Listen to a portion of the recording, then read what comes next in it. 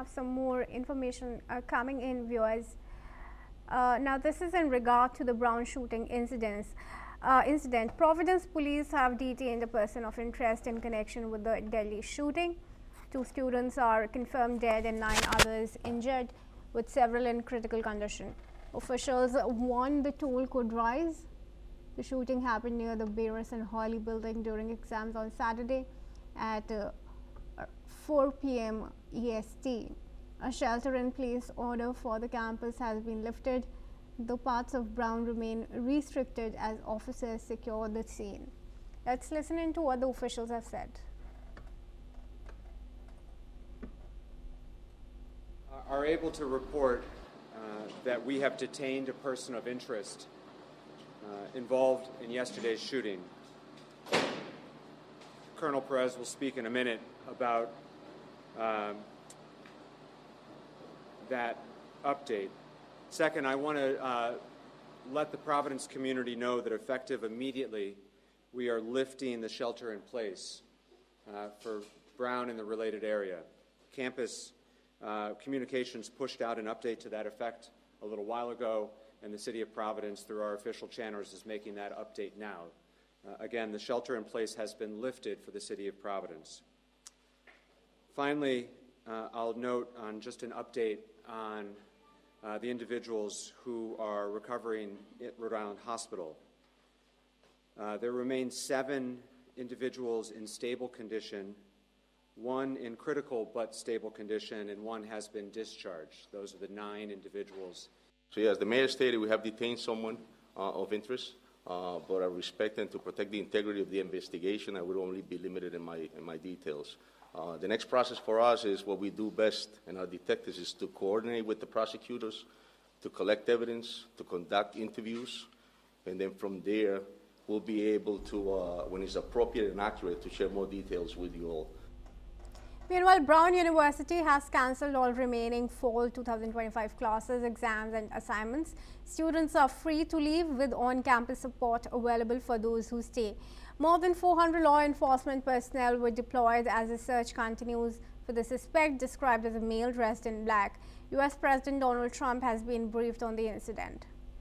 And now I'd request Matthew Wadham, who's an American journalist and author, to join us into the incident here. Hi there. Hi, Matthew. Thank you for joining us once again here at NewsX World. Matthew, firstly, what's your first reaction to the incident, given that America has had now 389 mass shootings, and not the first one, certainly at a university campus, but a first at a private Ivy League college? Well, I don't know where that number 389 mass shootings comes from, but I question if you mean in 2025, that sounds like an absurd figure. And I don't know when not in just 1 year, in some time there have been several reports indicating that figure. Over what period of time? I don't know what it is. I'll come back to you on the period, but yeah, do go on with your answer. But yeah, okay. So anyway, I question whether the number is that high, but yeah, this is unfortunate that and people keep getting attacked in schools across America because they are viewed as easy targets for psychologically unstable people who want to become famous. They like to engage in these mass shootings, and there are very few places where they feel safer than in gun-free zones where people are not allowed to carry guns to protect themselves. And the campus of Brown University, which is in Providence, Rhode Island, is a gun-free zone, and so people cannot carry guns to protect themselves. So I'm not sure that we know the motives of the shooter yet. This happened, I thought, in an engineering building on Saturday while exams were underway. Yeah. And they have detained a person of interest, but I'm not sure where the investigation is beyond that.